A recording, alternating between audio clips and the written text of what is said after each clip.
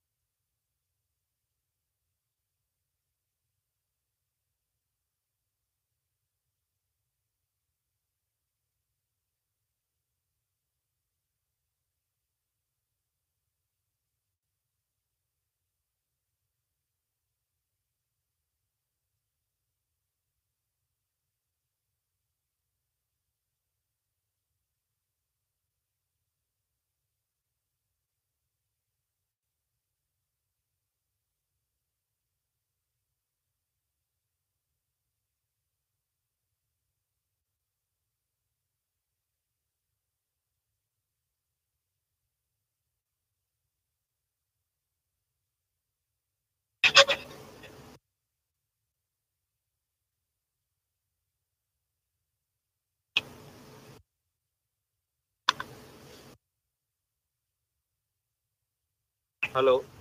Hello. So, good morning, friends. Today we are again here with our fifth. Hello. Hello, Saurabh, can you hear me? Yes, yes. Okay. So, good morning, friends. Today we are again here for our fifth Hello. webinar on the ECG simplified in canine practice, which will be delivered by Dr. Saurabh Parmar. Dr. Saurabh Parmar is serving since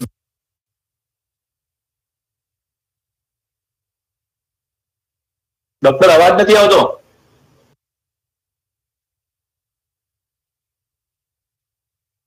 અવાજ મારો અવાજ નથી આવતો?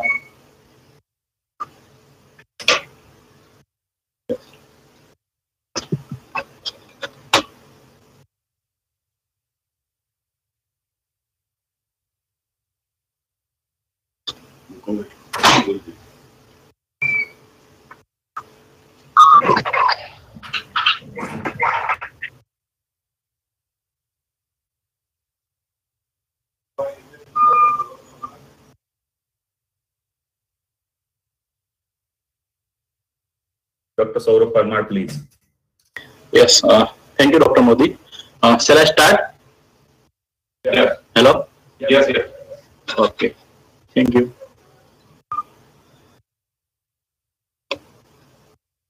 So my topic of this presentation is this ECG electrocardiography simplified in this canine practice. So what is the ECG? The ECG simply means this electrocardiography. If you split this word electrocardio plus graphy, that means this graphical record of electrical potential generated by this heart muscle during this cardiac cycles. So these electrical potential are detected on the surface of this body using these electrodes and displays on this graph paper. So simply what we are doing is we are recording this electrical activity of this heart on this graph paper is called as electrocardiography. So which are these indications of ECG? Generally, it is useful for evaluating this arrhythmia as well as this heart rate. It is helpful for in the case of this history of related to the syncope or episodic weakness. It is useful for this cardiac monitoring during this anesthesia as well as this critically ill patients. In this particularly, especially drug, whenever this drug, if you want to notice the change in this drug administration, then ECG is a very useful tool for monitoring this rate and rhythm of this after this drug administration, then assessing the changes in this ECG due to this electrolyte imbalance associated with this extracardiac diseases or drug toxicities. And finally, it is most helpful for this identification of these changes related to this structure of this heart, especially this myocardial hypertrophy or dilatation hypertrophy, and it is also helpful for this detection of these pericardial diseases.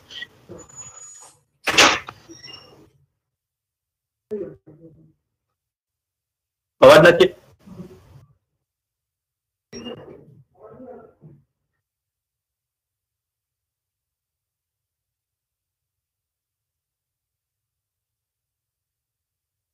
Hello hello Parmar સાહેબ અવાજ આવે છે, please continue.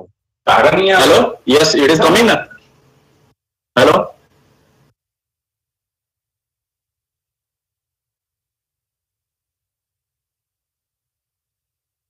You are audible, please continue.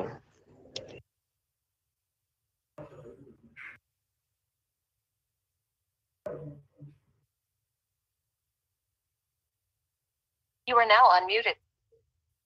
Gaurav, please continue. Hello hello okay thank you. So what is the principle of this ECG? Generally this layer consists of this electrical activity measured between this positive as well as the negative electrodes. Electric impulses with a net direction towards positive electrodes will generate a positive waveforms or positive deflection. Wherever the impulses with net direction away from this positive electrode will generate the negative waveform or negative deflections. Whereas this impulses with a net direction perpendicular to this positive electrode will not generate any kind of this waveform or deflections. So in ECG we are using standard lead system, mostly two type of this standard lead system. One is this bipolar and another one is augmented unipolar. These two system are one of the most commonly used system in case of this canine practice. Wherever the precordial chest lead, which is most commonly used in case of this humans, it is not commonly used in case of this canine practice. So what is bipolar limb leads? By bipolar limb leads, this electrical activity is measured by using these two specific electrodes, in which these particularly electrodes are collected to this two specific site of these limbs. Here you can see, as in images, right thoracic limb is connected with this left thoracic limb, and this electrical activity produced by this is noticed on this graph paper as a lead 1. Whereas this right thoracic limb attached to this left pelvic limb, and this electrical activity noticed by these limbs are recorded on this graph paper as a lead 2. And this left thoracic limb, whenever attached with this left pelvic limb, then the electrical activity which are noticed on this graph paper as a lead 3. So here, as you can see in this image, most of this cardiac depolarization, electrical activity travels towards this left pelvic limb from this right thoracic limb. So major activity of this heart can be easily recorded on this lead 2. That's why this lead 2, just remember my lines, lead 2 is one of the most important diagnostic lead for diagnosis of any kind of this cardiac abnormality as well as this arrhythmia in case of this canine practice. So lead 2 is one of the most important and specific electrode for recording this abnormality of the heart in canines. Now about this augmented leads, in which these two electrodes are electrically connected as a negative leads. Here you can see these two electrodes are electrically connected as a negative leads, and they are connected with this. They are compared with this one positive electrodes. It is called as augmented leads. Here you can see this AVR, AVR, AVL, and AVF are these augmented leads, in which these two negatively electrodes are connected with this one positive leads. In AVR, these positive electrodes will be these right thoracic limbs, whereas the AVL, this left thoracic limb will be these positive electrodes, and this on this left foot, these positive electrodes will be on this left foot in this AVF. Okay. So now about this position, ideally for recording this electrical activity of the heart, animal must be in this right retrograde compasses. Okay, so the left side should comes on this upper side. Okay, and animal should be placed on this right retrograde compasses, and these particular limbs are held perpendicular to each others. It should not be touched to each others while recording this electrocardiographic activities. And this most important thing is animal must be calm as still as possible while recording this electrical activity. Generally, in case of this canine practice, we are using these 4-limb or 5-lead ECG systems. Here you can see this. This is the 4-lead ECG system in which these 2 leads are attached to these 4 legs as at this particularly caudal aspect of this elbow joint, whereas these 2 leads are attached at this cranial aspect of this stipal joints. And another limbs, another 5-limb lead system, this another 1 lead is added, which is added on this chest side, left chest side. So this is called as 5-limb system, 5-limb lead system. So our basic understanding of this lead system as well as this electrical activity, how to record this electrical activity, I would like to discuss about this, how this electrical potential are generated in this heart. So how this myocardial cell work. Generally, all these myocardial cells are stays at the absolutely resting membrane potential phase, which is called as the electrically negatively phase. Generally, it is this 90 milliwatt.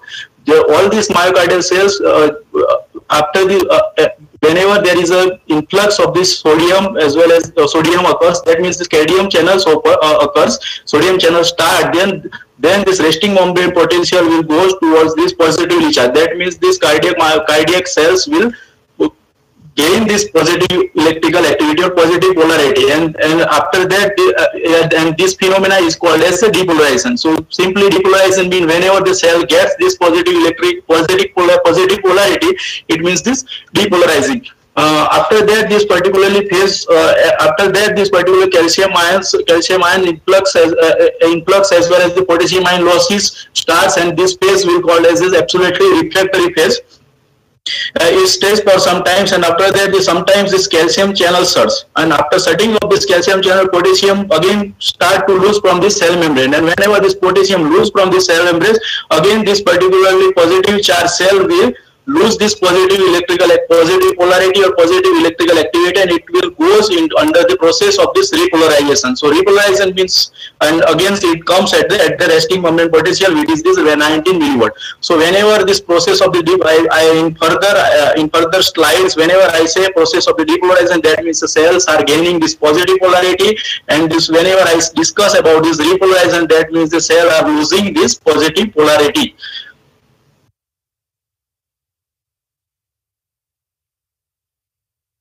So these are the 3 main characteristics of this cardiac myocyte. By that way, they are producing this electrical activity, which is this atomicity. Then they will another is the excitability, which is the ability of the cell to respond to this electrical stimulation, and conductivity is this process or ability to pass or propagate an electrical impulse from one cell to another throughout this heart. So by using this special characteristics, as I have discussed, whenever the one cells gets depolarized, one cells gets this positive electrical activity, then it will excite to this neighboring cells. Here you can see this one cell has been depolarized. That means it has gained this positive polarity. After gaining this positive polarity, it will depolarize this neighboring cell, and simultaneously one by one cell to this another cell to this another cell, all this neighboring cell will be depolarized. That means this whole myocardial cell will get this positive polarity, and that means this whole depolarization of this whole myocardial cells has been taken place. Okay, after that, this completion of this depolarization, after the completion of this depolarization process, this depolarization process start. Depolarization means cells are losing this positive polarity. Here in this image, you can see this, whenever the cells loses this positive polarity, it against this transmit this positive negative polarity to this another cell. By that way, this one cell to another cells, and by that way, this myocardial cells will be depolarized. That means all this myocardial cell will loses their positive polarity.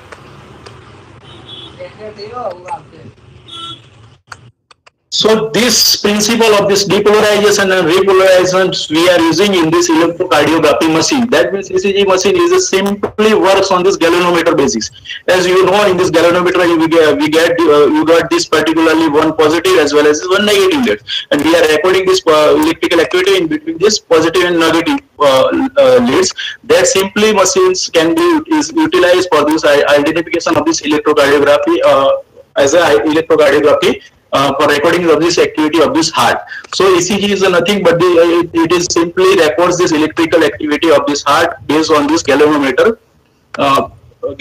principles. So here you can see this whenever this wave of the depolarization which goes towards these positive electrodes, it produces this positive deflection on this graph paper. Or if suppose if it is the galvanometer, then it will go, particular cursor will go towards this positive side, and in this graph paper it will produce these positive deflections.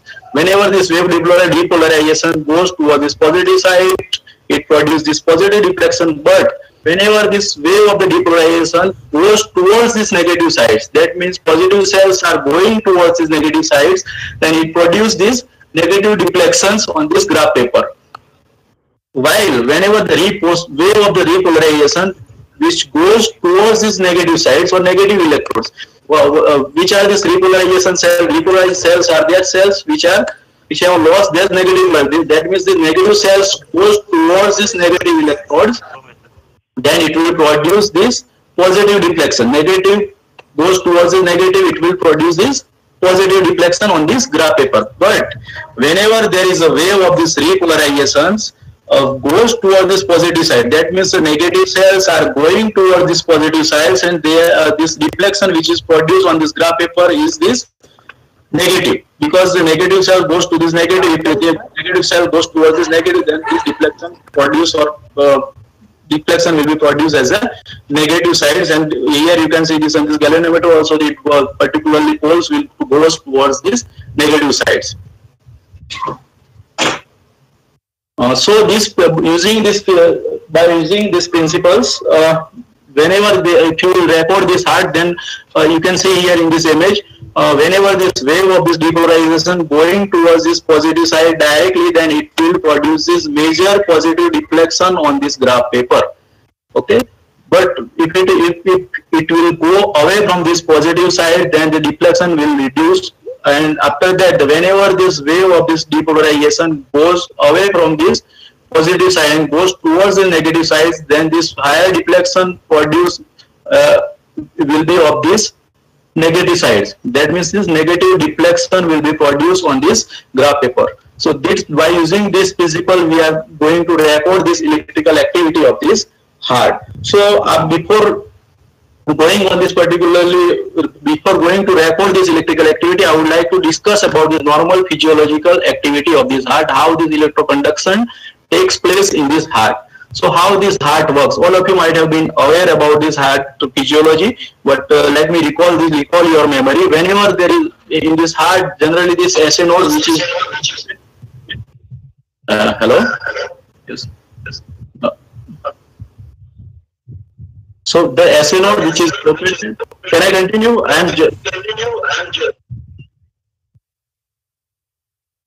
Hello? Yes, this SA node which is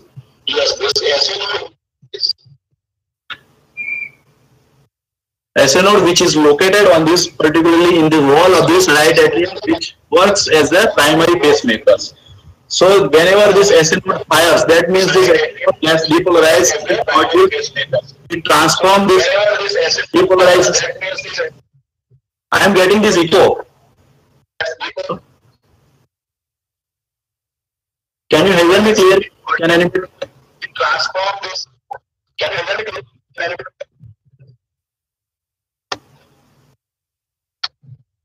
Hello, my voice is coming clear or not? Can anybody tell me?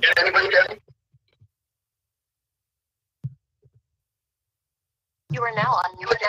Yes, echo is coming. You are having that audio open. It can be closed. Just mute it. Hello? If somebody has not muted this video, then kindly mute their audio, please. Yes.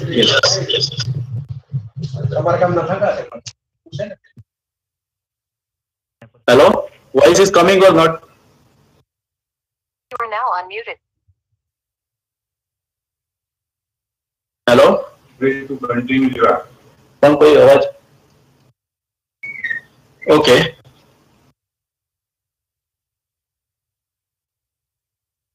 So how this conduction system works? Generally, this SA node, which is located at this particular right atrial wall, which works as the primary pacemakers. from here this electrical impulses or depolarization waves goes towards this right atrium cells, and it depolarizes these neighboring cells of this right atrium. After that, the electrical conduction. After that, the electrical conductions will depolarize this right atrium, and this Buckman's bundle, it will go towards this left atrium. So the neighboring left atrial cells will get depolarized. So and after depolarizing this right atrium as well as the left atrium, this wave of this conduction electrical impulses will comes into this AV node. Here in this AV node, it will take a 0.1 second pause.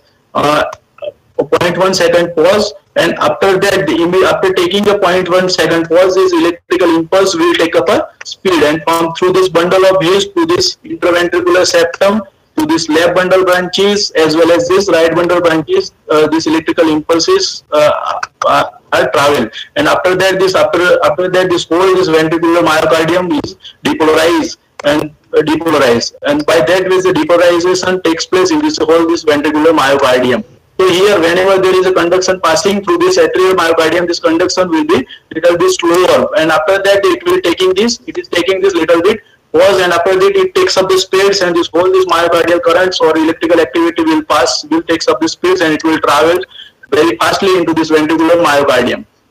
So by that way, this transmission of this electrical activity takes place in this heart, and that thing we are going to record on this graph paper.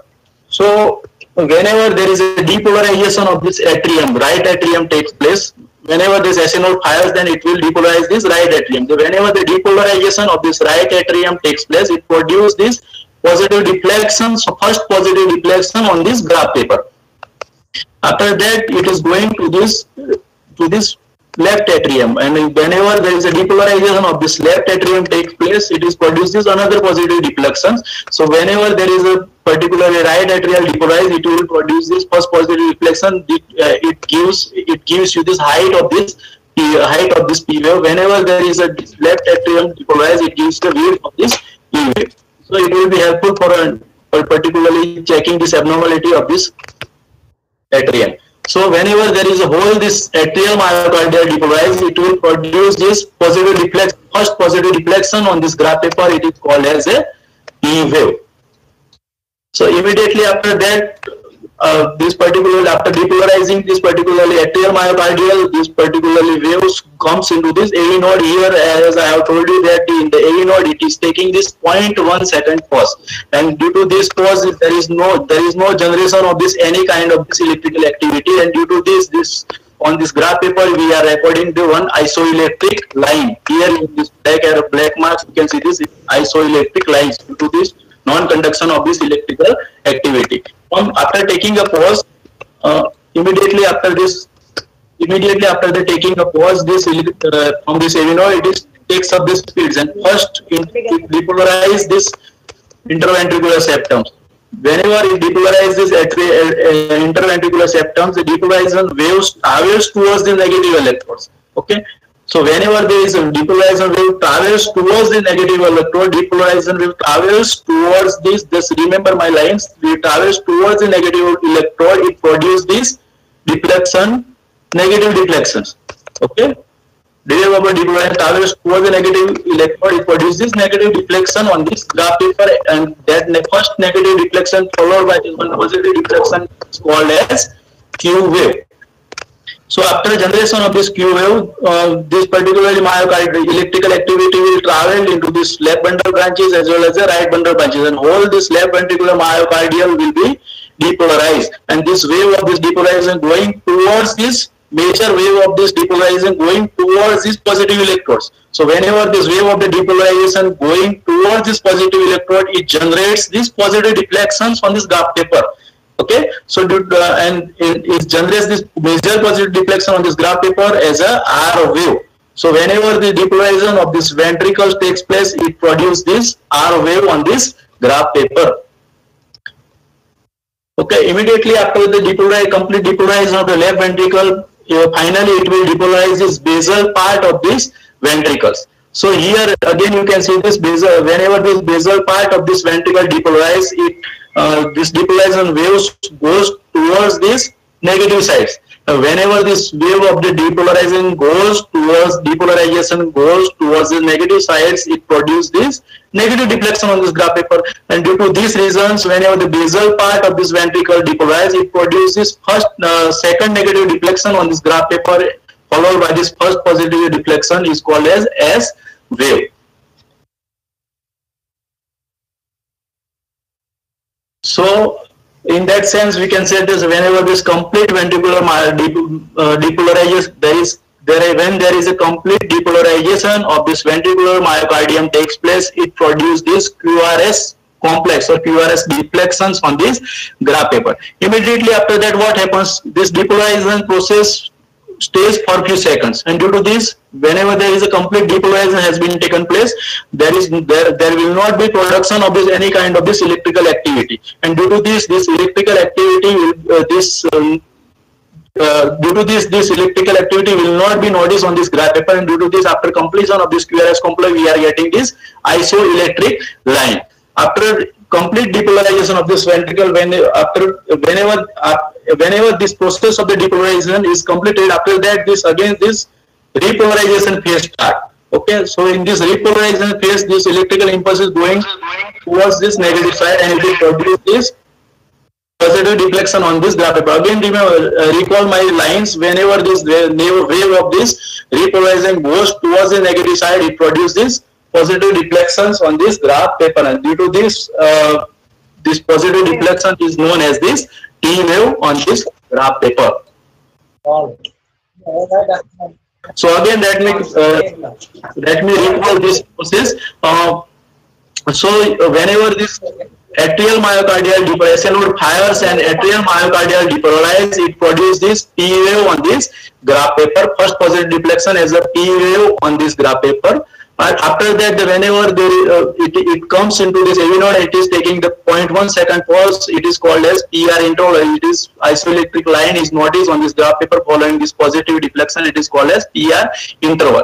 Immediately after that, from this AV node, this electrical currents will go to this ventricular myocardium, and whole this ventricular myocardium will be depolarized. And due to this major deflection is produced on this graph paper is the QRS complex. Okay, so whenever the depolarization of the atrium takes place, it produces this T wave. Whenever the depolarization of ventricle takes place, it produces this QRS complex on this graph paper. Immediately after that, process of this repolarization starts, and process of the repolarization produces this T wave on this graph paper. So this is this PQRS T wave and of this one cardiac cycle. So that number of this cardiac cycle we are going to record on this graph paper. So for recording this electrical events on this graph paper, you must know about this component of the ECG, how to measure these various deflections on this graph paper. So firstly, you have to measure this first positive deflection, which is this P wave. In this P wave, you have to measure this height of this P wave, which should be measured from this isoelectric line. Whereas this width of this P waves, it is called as P duration, which should be measured from this first positive deflection to this end of that first positive deflections. And this PR interval should be measured from this beginning of this P wave to this beginning of this first positive negative deflection. It is called as Q wave. So beginning of this P wave to this beginning of this Q wave, interval between this beginning of this P wave to this beginning of this Q wave is called as PR interval. Generally, it should be named as a PQ interval, but the name has been given differently. It is PR interval. So after that, this first beginning of this Q wave to this end of this S wave is called as QR as well as S, QRS complex.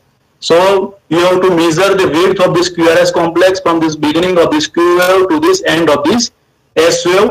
Okay, and if you want to measure this height of this R wave, then it should be measured from this isoelectric line. Okay, same way this, if you want to measure this ST segment, it should be from this end of this S wave to this beginning of this T wave, and QT interval is measured from this beginning of this Q wave to this end of this T wave. So this various type of this recording, various type of parameters we just record on this graph paper. So what should be this paper speed and sensitivity? So generally, this whenever this paper speed, this particular graph paper runs at the 50 millimeter per second, it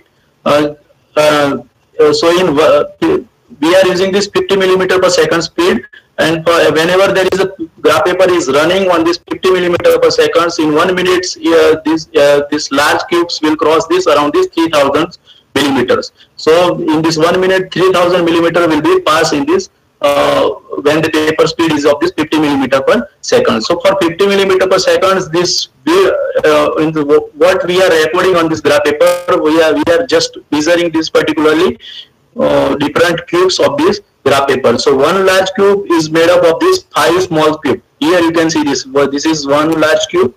Okay, it is made up of 1, 2, 3, 4, and 5 small cubes. So in one large cube total, if you go to this deflection as well as the width, then total 25 small cubes will be there.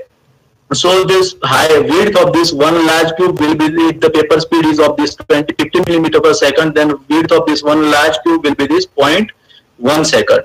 And if the paper speed is of this 25 millimeter per second, then the width of this one large cube will be this 0.2 second. And the width of this small cube on this 50 millimeter per second will be this 0.02 seconds, whereas this width of this small cube in this 25 millimeter per second will be this 0.04 second. And the height is constant. It is this 10 millimeter per milliwatt. That means the height of this one small cube will be this 0.1 milliwatt, and the height of this one large cube will be this 0.5 milliwatt, and two large cube equals this 1 milliwatt.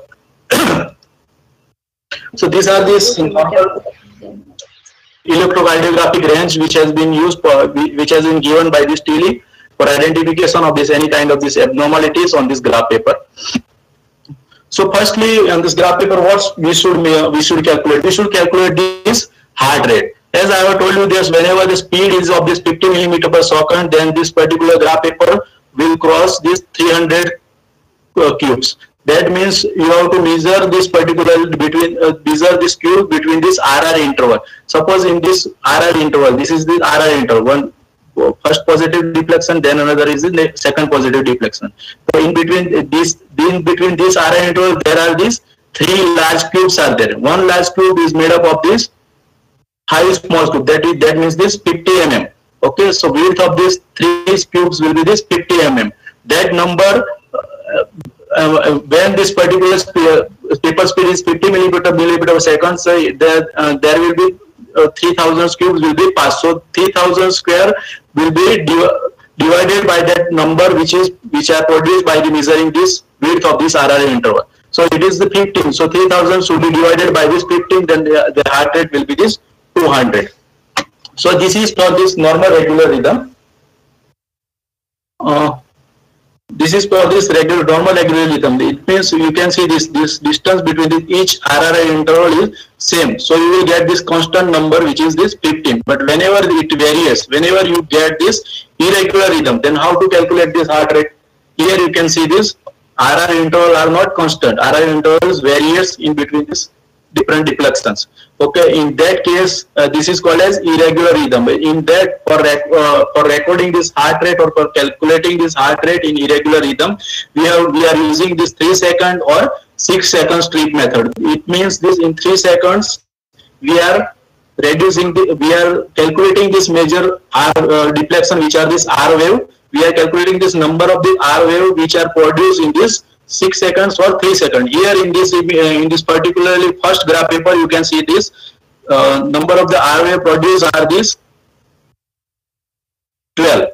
Okay, so here this in between the 6 seconds, the number of R wave are this 12. So 12 should be multiplied by 10 if the paper speed is of this 25 millimeter per second. So 12 should be multiplied by 10. The heart rate will be this 120. But suppose if the paper speed is of this 50 millimeter per second, then this number, this R number, the number of the R wave should be multiplied by this 20.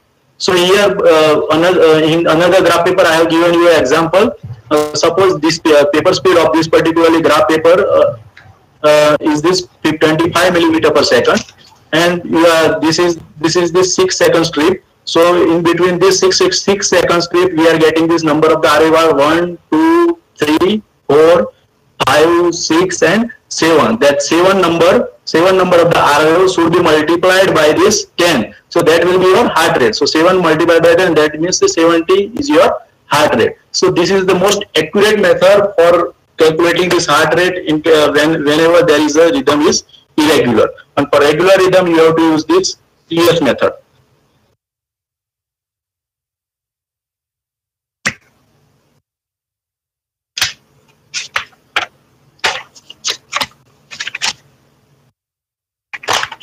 Shall I continue? So now about this mean electrical axis. So what is this mean electrical axis?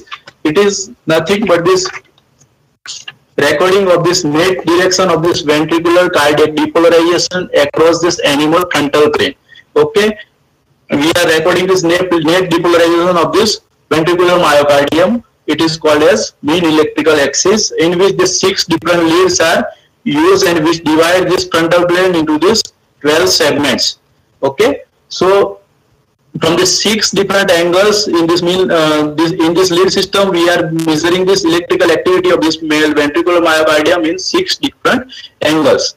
Okay, so let me tell you how to discuss this, how to calculate this mean electrical axis. For calculating this mean electrical axis, what you have to do, you have to first need to identify. You should use this 6-limb lead system, in which you first need to identify the one of this most common isoelectric lead among these 6 leads. So here you can see this most common most isoelectric lead is this lead 1. That means this polarity of this QRS complex. You just have to focus on this polarity of this QRS complex for identification of this ECG lead, identification of this isoelectric lead on this mean axial system. So here you can, in lead 1, you can see this polarity of this lead 1 is minimum. Polarity of this QRS complex is minimum on this lead 1. So that you have to identify on this particular mean axial system. It is this lead 1. After that, what you have to do? You have to identify this perpendicular lead. So perpendicular lead of this lead 1 is this AVF. So you have to check this polarity of this QRS complex of that lead AVF. So here this polarity of this lead AVF is this positive. That means and after that you have to sum up this polarity of this lead 1 as well as this AVF. So the net polarity of this both this QRS complex is positive. So this particularly mean electrical axis on this axial system will be on this positive side. So mean electrical axis of this 6 lead system is this 19 milliwatt. This is the most simple and accurate technique for this measurement of this mean electrical activity. Again, let us do one more exercise. In this particular mean axial ECG system, you just let us find out this one of this most isoelectric QRS complex or most isoelectric deflection of this QRS complex. Here you can, in this image, you can see this most isoelectric QRS deflection is this lead AVR. That lead AVR we have to identify on this axial lead system. Here you can see this is this AVR. And from this AVR, which is this perpendicular lead of this AVR, this is this lead 3. So you have to sum up this net polarity of this QRS complex of this lead 3 as well as this AVR. So again we are getting this QRS complex is negative, here also the negative. So net polarity will summation of net polarity of this QRS complex will be this negative. So that thing you have to locate on this perpendicular lead. So negative polarity will be recorded on negative polarity should be identified on this particular perpendicular lead, and this so that this particularly mean electrical axis of that perpendicular lead is this minus 60 degree. So of this graph paper, mean electrical axis is this minus 60 degree. Okay, again let us do one more exercise. Here you can see the just identify this one of the most common isoelectric QRS complex. Here the isoelectric QRS complex is this lead 1. So this is this lead 1 on this mean electrical system.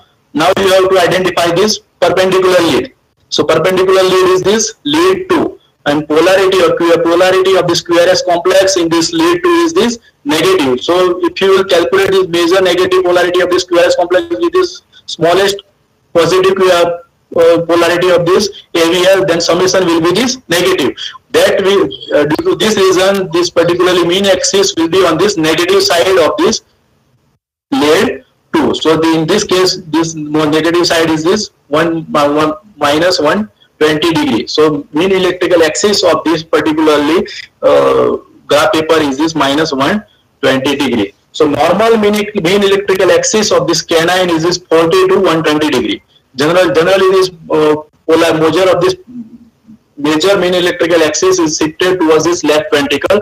Whenever there is a right ventricular enlargement is there, then it is called as right ventricular hypertrophy. So whenever there is a right ventricular hypertrophy is there, then polarity is shifted towards this right side. Okay, so it goes above this 100. It goes above this from here. It goes above this 100. It can be from this anywhere. Now about this waveform complex and the interval. So as I have told you that the first positive deflection which we get on this graph paper is this P wave. So what you have to measure in this P wave? In this P wave you just need to measure this height and the width of this P wave. So whenever there is a height of this P wave is increased above this 0.4 milliwatt, then it should be called as this P pulmonale. That means this right atrial enlargement. So height of this increased height of this P wave denotes this right atrial enlargement. So whenever there is a duration of this P wave is increased, it denotes this P mitrale. That means the and this normal duration it should be this 0.04 seconds. So whenever it increases above this 0.04 second, then it should be called as a P mitrale, and it denotes this left atrial enlargement. So now onwards, if you want to see this enlargement of this right atrium as well as the left atrium, what you will do, you will focus on this focus on this height as well as this width of this P wave. Now immediately after that, you just need to measure this PR interval. As I have told you this, what happens in this PR, how this PR interval is generated. It is just isoelectric line which is produced due to this 0.1 second pause on this AV node. So whenever there is a pause is increased, that means this PR interval will be this increase. So whenever there is a PR interval is increased, it denotes there is this particular atrial depolarization has taken time to transmit these electrical impulses into this ventricular complexes or ventricular myocardium. Due to this reason, this height of this PR interval is increased, and width of this PR interval will be this increase. So increased width of this PR interval suggests this first degree heart block or first degree atrioventricular block. And it may be seen in case of this certain kind of this arrhythmia and certain kind of this second degree or third degree heart block also. Now about this QRS complex. For this QRS, what QRS complex denotes? It denotes this ventricular depolarization. So in the QRS complex, what you have to measure? You have to measure this height as well as this width of this QRS complex. Whenever this height of this QRS complex increase, that means height of this R wave increase, then it suggests this particularly ventricular enlargement. So here I have just divided this particular thing in this different slides. So suppose if you want to check this left ventricular enlargement pattern, then you have to check this height of this R wave. So height of the R wave, normal height of the R wave should be around this 2.5 milliwatt in this case of the small beads, and it should be around the 3 milliwatt in case of this large bead. So whenever this height of this R wave will increase, it suggests this left ventricular enlargement. Whenever there is a and this normal width should be measured. How it should be measured, that I have discussed. So normal width of this QRS complex is the 0.06 second for this large dog as well as the 0.05 seconds for this small dog. So whenever there is a width of this QRS complex increase, it denotes this left ventricular enlargement. Here I can show you one case of this dilated cardiomyopathy which I recorded in our clinic. Here you can see this height of this RVV has been fixed that much that it is touching this lead 1. That means this R wave is increased above this 3 milliwatt, and due to this condition, after that we did this echocardiography in that case, and we found this dilatation of this ventricular myocardium. For recording this right ventricular enlargement pattern, you have to check this S wave as well as this Q wave. Whenever there is a presence of the S wave as well as this Q wave in this lead 1 and lead 2, then it denotes this right ventricular enlargement. Generally, here I have just mentioned about the S wave, but Q wave is also useful for detecting this right ventricular enlargement pattern. If suppose this S wave height in this lead 1 is above this 0.05 milliwatt and lead 2 is above this 0.35 milliwatt, it strongly suggests this right ventricular enlargement. Now, after the completion of this S wave, what you will get? You will get this straight isoelectric line. It is called as ST segment. So, in the ST segment, what you need to measure? You need to measure this elevation as well as the depression. Whenever there is elevation above this 0.15 milliwatt, and whenever there is a depression above this 0.2 milliwatt, then it suggests this myocardial hypoxia, pericardial effusion, as well as some of the toxicity related to this digoxins. Sometimes you may get in the ST slurring as well as the scoring, which also strongly suggests this left ventricular enlargement. Here in this image, again, I am showing you this ST slurring and coring. For showing the slurring coring, I have moved backward. So here in this image you can see this Q, R as well as the ST slurring, S as well as the TO depressions is there. So whenever you notice this type of the abnormality, ST slurring, then you can get this clue related to this left ventricular enlargement. So here you can, in this first ECG graph paper, you can see this ST elevation. P wave is there is rhythm is regular, P wave followed by the Q wave, R wave and S wave. It is above around this 0.2 milliwatt from this baseline. This is ST segment. So here there is the ST elevation is there. So here I have mentioned this P wave followed by the QRS as well as T wave. So here this is this ST segment and which is elevated from this isoelectric line around this 0.2 milliwatt. And this is another graph paper of this ECG recording. Here you can see this P wave followed by this QRS complex as well as this T wave. And here this deflection is below this isoelectric line, which is around this 0.3 or 0.4 milliwatt. Depression is there in this ST segment. So this is called as ST depression. So that two things you just need to exercise or you just need to identify in this graph paper. Whenever you identify this ST elevation or depression, it suggests pericardial effusions as well as this myocardial hypoxia. Now about this T wave, so T wave suggests this ventricular repolarization. So what should be this normal height? There is no number has been given, but generally it has been accepted that it should be this 1/4 of this R wave. Height of this T wave should be this 1/4 of this R wave. Whenever this height of this T wave is increased, it denotes this hyperkalemia. For small or biphasic RTO may be seen in case of this hypokalemia, and in case of this hypocalcemia, you may get this alterance. So after completion of this wave formation, let us discuss about this arrhythmia. So what is arrhythmia? Arrhythmia is nothing but this variation of this cardiac rhythm.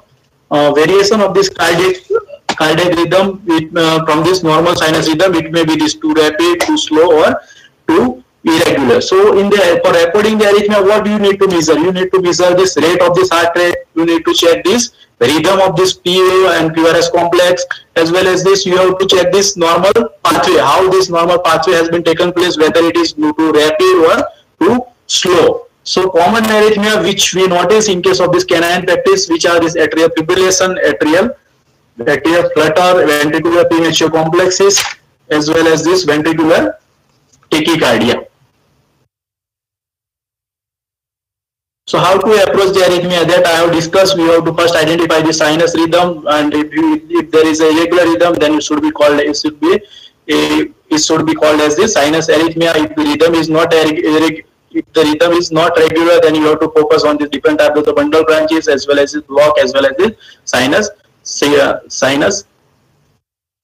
syndrome. Okay, another thing is this supraventricular arrhythmia. What is supraventricular, or what is the difference between the supraventricular as well as this ventricular arrhythmia? Supraventricular arrhythmia are those arrhythmia which occurs above these ventricles. Okay, That means this arrhythmia originated from this atrium, AV node, as well as this SA node is called as this supraventricular arrhythmia. Or so this supraventricular in this supraventricular arrhythmia, we just need to focus on this atrial fibrillation, atrial flutter, as well as this atrial tachycardia, which are most commonly seen in case of this canine practice. Now about this ventricular arrhythmia,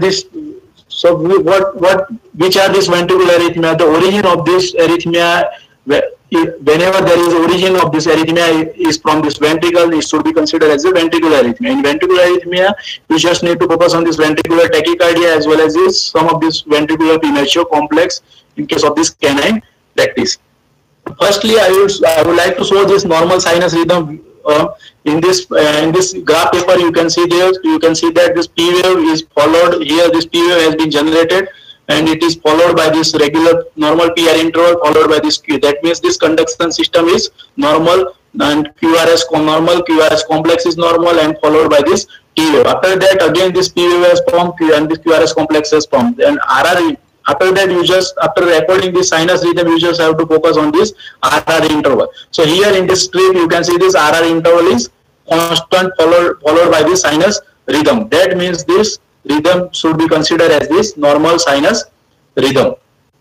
So in this another graph paper, you can easily visualize this abnormality. Here you can see this whenever there is animal inspires or animal inspiration is increasing this animal, then at that time this particularly RR P wave is followed by this QRS complex in each time is constant. That means the rhythm is sinus, but RR interval is not constant. You can see over here. Here these are this regular RR interval, but it has been increased whenever the animal starts to showing this expiration. Okay, so this is called as irregularity in this RI interval. It is called, and the origin of this rhythm is from the sinus. That's why it is called as sinus arrhythmia. So sinus arrhythmia is quite common in case of this canine practice, because this inspiration and expiration abnormality is common in case of this canine. Especially the small brachycephalic breed, the sinus arrhythmia should be considered as this normal. Now about this sinus bradycardia, here you can see this T wave followed by this QRS complex as well T wave RR interval are also constant, but the gap between this RR interval is increased. That means this heart rate has been decreased. It is called as bradycardia, sinus bradycardia. Generally, sinus bradycardia may be seen in case of this drug-induced anesthetics, as well as this whenever sedatives will be given, animal is on sedatives. Whenever there is a digoxin toxicity is there, calcium, when animal is on calcium channel blockers or beta blockers, then bradycardia may be seen. Some of this pathological abnormality like this hypothermia as well as this hypothyroidism may also produce this sinus bradycardia on this graph paper. Now about this sinus tachycardia, here you can see the T wave followed by this QRS complex, RR interval are also constant. That means rhythm is sinus origin, but this RR interval is little bit closer to this each other. That means heart rate, here the heart rate has been increased. It denotes this sinus tachycardia. The common causes of this sinus tachycardia are this shock, fever, hypothyroidism, anemia, hypoxia, as well as this congestive heart failure.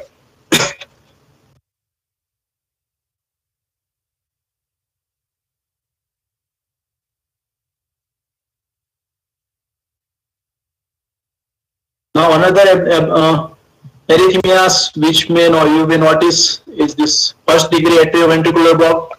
That physiology I have discussed. Whenever there is a PR interval, you have to first checking this atrioventricular block. There you just need to focus on this PR interval. Because why? Because from the conduction has to be travel from this AV node to from this right atrium to this AV node to this ventricle. Whenever there is an abnormality in this AV node, then conduction will take some time, or sometimes conduction will not pass to this ventricle. Due to this if you will check this isoelectric line, this width of this isoelectric line will be increased. That means this PR interval will be increased. Okay, here in this you can see the P wave followed by the QRS complex, and T wave again you can see P wave QRS complex. Rhythm is regular, but our PR interval has increased. That means it denotes this first degree heart block. Conduction is not able to pass at the right time from this atrioventricular node to this ventricle, and it denotes this first degree heart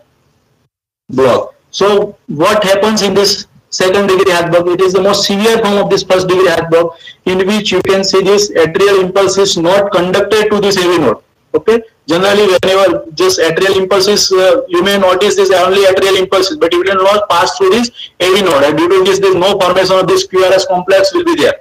Okay, and you will get this only this P wave formation, P wave followed by this loss of this QRS complex. Again, this due to this again atria will contract, and again it will try to send this electrical impulses to this ventricle. So this again this QRS complex has formed. So whenever there is a P wave is formed without this QRS complex, that means the conduction abnormality is there. Then it should be considered as this second degree heart block. And second degree heart block has been divided into this Mobitz type 1 as well as the Mobitz type 2. It is in this particularly Mobitz type 1, generally this what happens is gradually increase of this PR interval, and after that this P wave lost this QRS complex. So conduction will be lost, atrioventricular conduction will be lost. Then this in this Mobitz type 2, what will happen? PR interval is this constant, but the P wave will not form this QRS complex, and again there will not be again formation of this QRS complex, and due to this it is most severe form of this, most important form of this heart block. It is called as third Mobitz type 2 second degree heart block. Now about this third degree heart block, it is more severe than the second degree, and in this you can see this complete loss of this particularly atrioventricular dissociations. Here you can see this P wave has been occurred, but there is no formation of this QRS complex. 3 P wave have been formed, and after that this QRS complex has formed, and this QRS complex is also not from the, not of this normal morphology. So whenever there is a complete atrioventricular dissociation is there, then it is called as the third degree atrioventricular block. Now about this atrial fibrillations. So what is atrial fibrillations? Which is in this atrial fibrillation, generally this what happens, P wave followed by this QRS complex in the T wave. That means this S node fires, it sends to the electrical impulses to this AV node. After that AV node sends the electrical impulses to this ventricular myocardium. Due to this QRS complex will be formed and T wave will be formed. But what happens in the atrial fibrillation? These multiple atrial impulses that depolarize this atria simultaneously and bombard this AV node. Okay, but AV node will not transmit this electrical impulses to this ventricle. So here what happens is atrial rate will be increased about this 400 or about this 400 to the 500 per minute.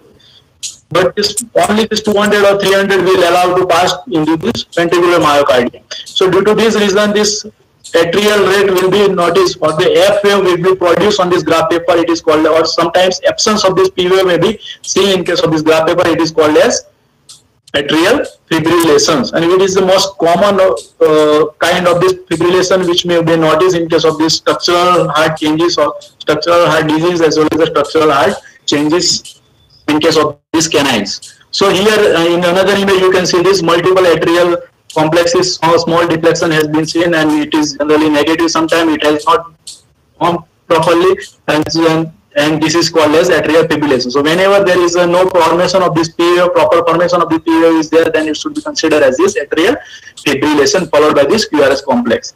Here again I would like to discuss about this one of this case of this dilated cardiomyopathy, in which I have got this atrial fibrillation with this tachycardia. Here in this case you can see this no formation of this P wave is there. Okay, it is called as atrial fibrillation. Again, in one another case you can see this. It is the zooming effect. It has been recorded on this 50 millimeter per milliwatt, and here you can see this P wave, multiple P waves or negative deflections has been formed on this graph paper, followed by this QRS complex. Sometimes there is absence of this P wave, so that means it is this case of this atrial fibrillation. And generally atrial fibrillation is most common in case of this dilated cardiomyopathy, as well as this myocardial, as well as the myocardial hypertrophy, and in case of this valvular degeneration. Whenever this valvular I am having this problem in the running this PPT. So whenever there is a MVD, severe form of this myocardial disease as well as this valvular diseases, then you may get this type of this electrical activity on this graph paper. So atrial fibrillation is a common cause, common condition which you may find in case of this DCM as well as this MVD diseases. Then another form is this atrial flutter. So it is, what is atrial flutter? It is this constant re-entry tachycardia into this right atrium. So generally tachycardia takes place in this right atrium, and due to this you will notice this sawtooth undulation, sawtooth appearance of this T wave. And generally this conduction pattern will be 2:1 or 3:1. That means the 2 or 3 P waves followed by this QRS complex. Sometimes here you can see this P2 P waves followed by this QRS complex. So 2:1, it is called as 2:1 QRS complex. Here is 3 P waves followed by this QRS complex. That means the 3:2 is one conduction pattern. So whenever there is a sawtooth undulation of this baseline is there, it should be considered as this atrial flutter. It is also seen in case of this structural heart disease as well as some of these congenital heart diseases. Now about this atrial premature complex. So what is atrial premature complex? Name itself indicates atrial conduction. Whenever this atrial conduction occurs prematurely, then this normal sinus, then this normal sinus rhythm, it should be considered as the atrial premature complex. It is due to this multiple foci or ectopic. It is due to this presence of these multiple foci or ectopic foci on this atrial myocardium. So whenever there is a presence of this atrial myocardium, ectopic foci on this atrial myocardium, this conduction pattern will be shifted from this SC node to this atrial myocardium, and due to this premature complex formation, premature wave formation of this P wave may be noticed on this graph paper. It is called as atrial premature complex. Generally, what you will find in this graph paper, you may find this superimposed P wave in this preceding T wave. Here in this image, you can see the P wave followed by this QRS complex as well as the T wave, P wave followed by this QRS complex, and after that the T wave should be formed. But instead of this forming this T wave, here this P wave has been superimposed. That means due to this ectopic foci, atrial depolarization has been taken place prematurely, and due to this the P wave formation has been formed after that T wave. So here in this image you can see that it is little bit abnormal than this previous rhythm. So it is called as atrial premature complex. Now about this atrial tachycardia, which is the most severe form in which this constant re-entry of this multiple foci on this atrium, this heart rate of this atrium will be this increase, and which will be goes beyond this 180 or 200 beats per minute. And generally it occurs due to this abnormal P wave, then this sinus abnormal P wave, then this sinus P wave. Then in this image you can see this abnormal P wave formation is there. P wave may be submerged into this preceding T wave. Okay, there is no formation of the T wave. It has been submerged into this preceding T wave. Due to this, the severe atrial tachycardia may be seen in case of this graph paper. Now, one of the most common abnormality or arrhythmia which you are going to notice in whenever you will record this ECG in case of this canines of this DCM as well as this MVD affected dog. So that most common arrhythmia are this ventricular premature complexes. Here you can see this, there is totally conduction failure. Due to this total conduction failure, there is no proper formation of this P wave as well as this QRS complex will be there. So what you will notice on this graph paper, wide and bizarre QRS complex, which is this most common severe form of this ventricular conduction abnormality, which you may notice on this graph paper. It is called as ventricular premature complex. That means this ventricular contracts prematurely, and due to this you may notice this wide and bizarre QRS complex. Here in one case, which was I think it was a case of this pericardial effusion, in which you can see this heart rate was around this 191, and in this there is little bit deflection were also little bit lower, and in this you can see this one PPCs were noticed. After sometimes it started to showing this zone of this VPC. Unfortunately, that image I have not collected. I forgot to take this image. So another more severe form of this VPCs is this ventricular tachycardia. So whenever there is a 3 or more VPCs are present on this graph paper, that means this run of these VPCs are noticed on this graph paper. It is called as ventricular tachycardia. Here in this images, you can see the P wave followed by this QRS complex. But after some times, what happens? Wide and BR run of this wide and bizarre QRS complex has started. This is more than 3 or 4. So it is called as ventricular tachycardia. Whenever there is more than 3 or 4 run of this VPCs on this graph paper, it is called as ventricular tachycardia. Now, again, I would like to discuss about this one most important case of this or most important abnormality which you can easily identify by using this electrocardiography is this pericardial effusion, or most common disease condition which you may easily identify on basis of this electrocardiography. Although you must have to go for this further analysis or further you must have to go for this confirmative diagnosis like this echocardiography. But primarily you can get some clue related to clue of this particular effusion based on this abnormality of this wave formation on this graph paper. So what you will notice in this pericardial effusion, generally you may notice this electrical alteration. That means this alteration in this R wave height. Sometimes what happens actually in this pericardial effusion? In pericardial effusions, accumulation of this fluid in this pericardium, due to this accumulation of this fluid in this pericardium, heart swings in this water. Due to this, what happens whenever this heart comes into this direct contact with the skin, then deflection will R wave deflection will be little bit higher. That means the electrical impulses are noticed very easily on this graph paper. But whenever the heart goes away from due to this water, whenever the heart goes away from this particular skin, then deflection will be this little bit lower, or lower deflection will be this noticed. So fluctuation in this R wave deflections is most commonly seen in case of this pericardial effusion due to the accumulation of this fluid. So what you will notice on this graph paper, sometimes you may get this R wave deflection a little bit higher, than in another times, in another cardiac cycle, you may got this lower R wave deflection. Or another thing you may notice is this low amplitude QRS complex. And what should be this normal height of this R wave? Normal height of this R wave should be this 0.5 to 1 milliwatt. So whenever it goes below this 0.5 to 0.5 milliwatt, it should be considered as this abnormal.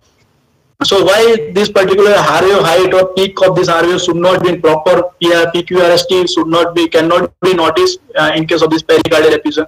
Because what happens generally this we are recording this electrical activity of this heart, which are produced by the heart by using this limb lead system as well as chest lead. But you just remember that this particular remember about this hindrance which may not be allowed to transform or electrical activity to the skin. So which are these common hindrances or common barriers which may not allow to transfer this electrical activity to the skin?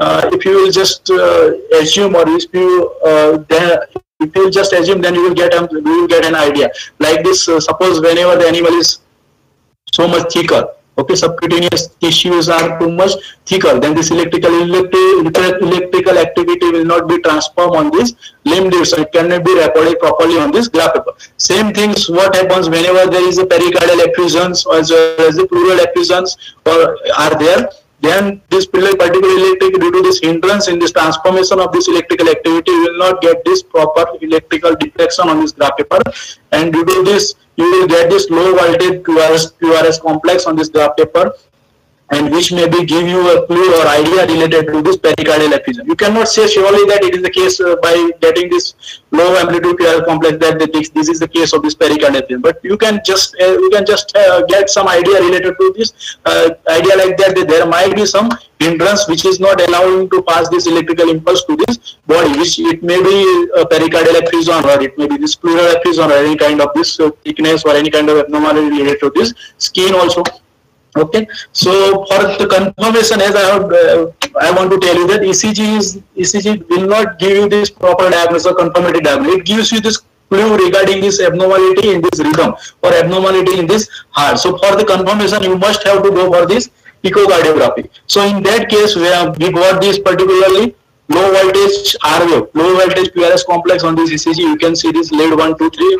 All this voltage were a little bit lower than this normal, and after that we did this echocardiography in that case, and here you can see this what you are seeing, complete severe accumulation of this fluid around this heart. Here in this anechoic space, you can see this is the heart chamber, this is right ventricle, and this is left ventricle. Here, this severe accumulation of this fluid in this pericardium. It was the case of this pericardial effusion. And what I noticed when I changed this particular window, I noticed this thrombus also.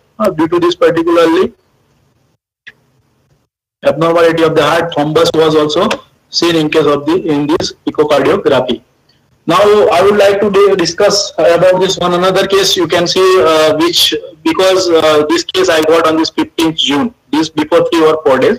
So the case was suffering from this particularly ascites. Okay, here in this is the sound breed in which you can see this accumulation of fluid in this abdominal cavity is there, and it was being treated for this 1 month, but it was not able to get the animal was not able to recover properly, and so that it has been brought in our clinic and I examined that case. So what I found is all this blood report in this normal range, okay, excluding this albumin. So only this hyperproteinemia was there in that case. Okay, so I did this auscultation in that case and I found this murmur. So I heard the murmur and immediately I went for this ECG. So in ECG, what I found here, you can see this deflection. It has been noticed on this 5 millimeter per milliwatt. The deflection was so much higher than we have to reduce this deflection. So 5 millimeter per milliwatt. That means if you will count this R wave of the height of this R wave in this case, you may get this around this more than 3 wave height of this R wave as well as this Q wave. Height of this Q wave has also been increased. So both this, in that case, again I went for this particular troponin examination, which I found around this 98 nanogram per liter. So what it denotes? Oh, sorry. So on the basis of this ECG, can you get some clue, or have you got some clue? So you can see this R wave height is increased. That means there is this ventricular enlargement pattern is there. So for confirmation, I went for this echocardiography and I found this in that case. Here you can see, this clip is not running, I think. I have put a clip, but it is not running. It's okay. So here you can see this enlarged ventricular myocardium. Here this is right ventricle and this is the left ventricle. This balloon-like structure of this left ventricle has been formed, and it is mainly it is the case of this dilated cardiomyopathy. So as origin of this ascites was heart. Okay, so due to this reason, this all the parameters were found in this normal range, and after doing this echocardiography, we diagnosed that the case of this ascites as a case of this dilated cardiomyopathy. So here I would like to conclude my particular sessions, and I hope you have enjoyed these sessions. Thank you very much. Hello. Thank you, Dr. Saurabh. Thank you very much. Now, let's start our question and answer session. I would request Dr. Nilofer Desai with us. So, Nilofer, please continue with question and answer session. Please start the question and answer session. Dr. Nilofer.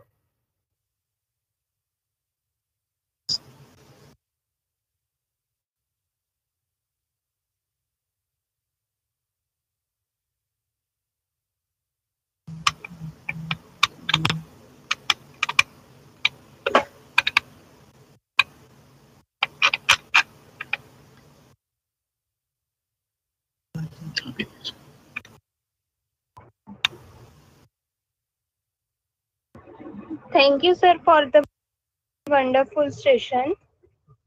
Hello. Yes, Am I audible? Yes, definitely. Please continue. Okay. Yes, sir. So, sir, first question from Pragnesh. Why is the possible treatment for cardiomegaly or chronic heart failure? What is the possible treatment for cardiomegaly? Yes. See, this cardiomegaly and chronic heart failure are different things. Okay, where cardiomegaly may convert into this heart failure. Okay, due to this heart failure means complete failure of this heart and animal may collapse. Okay, so for treating this cardiomegaly, you just need to identify which type of the megaly is there. If there is a left ventricle abnormality only is there, or the whole this this ventricular myocardium is enlarged or atrium is enlarged. In that cases, you have to go for this particularly. First you have to focus on this particularly. Just I want to give you this physiology. What happens whenever this cardiomegaly occurs? So what happens whenever there is cardiomegaly is there dilatation of this ventricle takes place. Okay, due to this dilatation of the ventricle, more amount of this blood will be collected in this ventricle, and ventricle will not be able to pump all this collected blood. Due to this more amount of blood, ventricular myocardium will go on this thinning, and due to this thinning of this ventricular myocardium, it will not able to pump this proper blood into this body. Okay, and due to these reasons, it may regurge to this particularly right side. If it is from this left side, then it is regurged to this left atrium. If it is from the right side, then it is regurged to this right atrium. And due to this regurgitation right atrium, we are getting this ascites. So same way, if it is of this left ventricular origin, then we may get this cupping or any kind of this chronic cupping, like due to this bronchial collapse may also seen.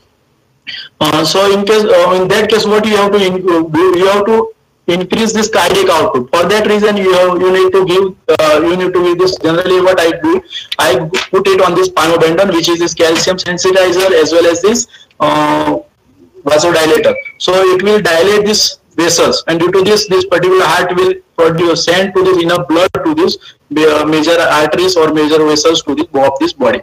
And another thing is you have to give this ACE inhibitor. That means which are the most commonly used are this enalapril or benazepam, which again it will helpful for this vasodilation. And due to this, as a complication of this particularly cardiomegaly, you may get this ascites or accumulation of fluid around this particular body. In case if it is of this right ventricular region, you may get this fluid accumulation in this body. If it is of this left ventricular origin, then you will get this fluid accumulation into this pulmonary vein. And due to this, this fluid should be removed. For that reason, you must have to put that animal on this particularly diuretic therapy, and most commonly used diuretic therapy are this Lasix. I just put it on this Lasix as well as the spironolactone therapy along with this panobendan and this benazepril. Okay, if the rate is increased, again you have to check this particularly arrhythmia also in case of this cardiomegaly. If the rate is increased, if the rate is originated from this atria, then you have to put it on this digoxin, or if the rate is increased from this ventricle, then again you have to put it on this lidocaine. So as per the situation of the presentation of this animal, you have to treat the animal. So it is not like that. Generally, I cannot say explain whole this cardiomegaly treatment, but as per this presentation of the animal, you just need to treat the animal. Okay, thank you. Thank you, sir. From Dr. Balwani. Yes. Sir, please rewind the calculation of waves. Revise the calculation of Waves. calculation of the wave. I guess, yes. Graph calculation. That means how to measure this P wave and QRS complex. That you want to see. Yes, I guess yes.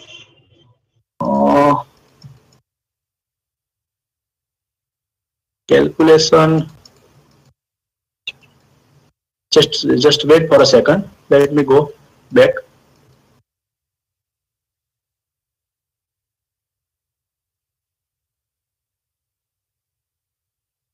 You want to see this measurement. So you just for this, as I have discussed about this physiology of this wave formation of this P wave. P wave denotes this atrial depolarization. That means whenever there is abnormality of the atria, if you want to see this abnormality of the atria, you just need to focus on this P wave. So in P wave, you have to measure this height. Height should be measured from this isoelectric line to this peak deflection. So in this arrow has also marks for this measuring of this height. And suppose if you want to width of this P wave, then it should be from this first positive deflection to this end of this positive deflection. This is called as width of this P wave. Okay. Suppose if you want to measure this PR interval, okay, it should be PR interval should be measured from this beginning of this P wave to this beginning of this Q wave. Okay, so this is it should be measured from this particular beginning of this P wave isoelectric lines to this particular beginning of this Q wave. So you have to calculate the number of these cubes comes in between this PR waves, and it should be called as PR. It should be number of the waves comes into this PR interval. So same fashion, I think I have just mentioned all these things. In same fashion, you have to measure this R wave deflection from this baseline isoelectric line to this peak deflection, and this width of this QRS complex can be measured from this beginning of this Q wave to this end of this S wave. So I think we will give this PPT. You will get this particularly notes in this. You will get all these things. Okay. Yes, sir. Sure, sure. Yes. Okay. Um, so normal mean electrical axis is 40 to 120 degree. How do you identify mean electrical axis division in relation to individual chamber enlargement?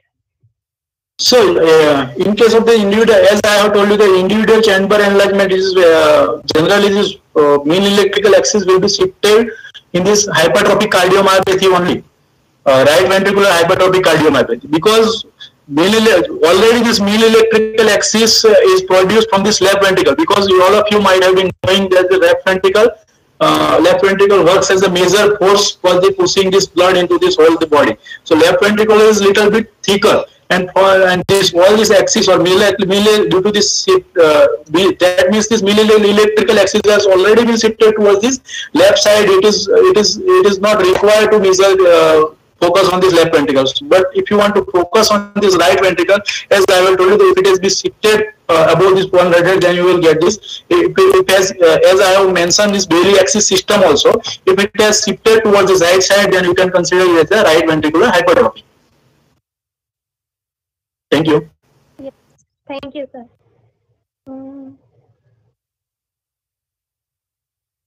How can we diagnose the MI and valvular disease using ECG? Again, I want to tell you that based on the ECG, you get some clue related to this rhythmic abnormality.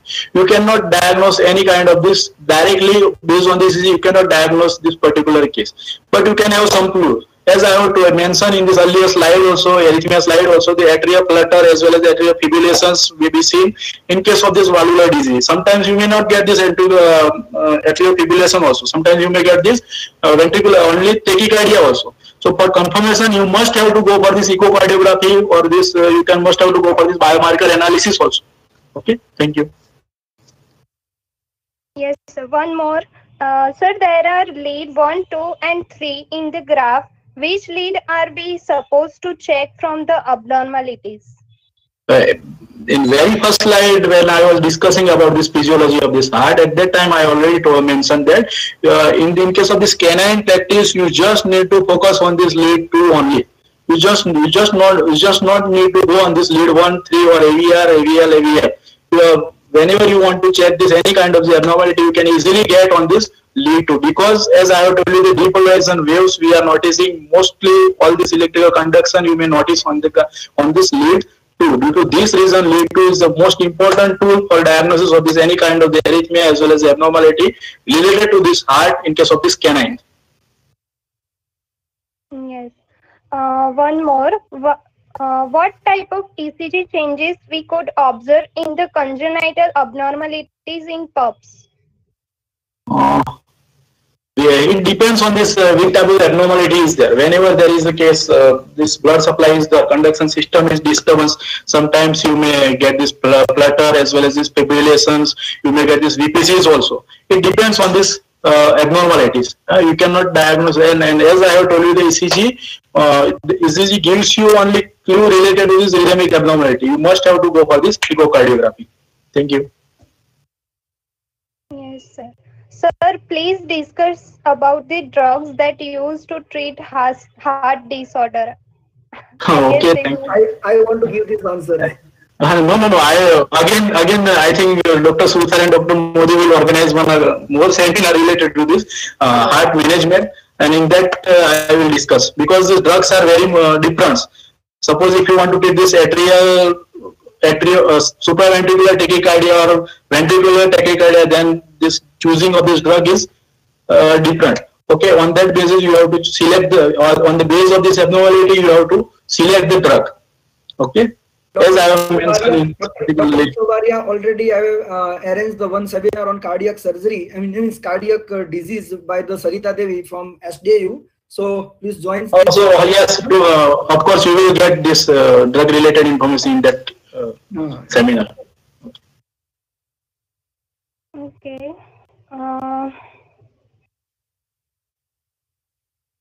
That's all, I think.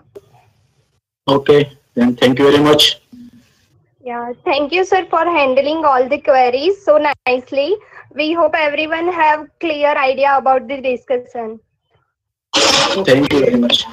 Nice presentations by Dr. Saurabh Parmar, and also very good questions and answers covered by Dr. Nilofer Desai.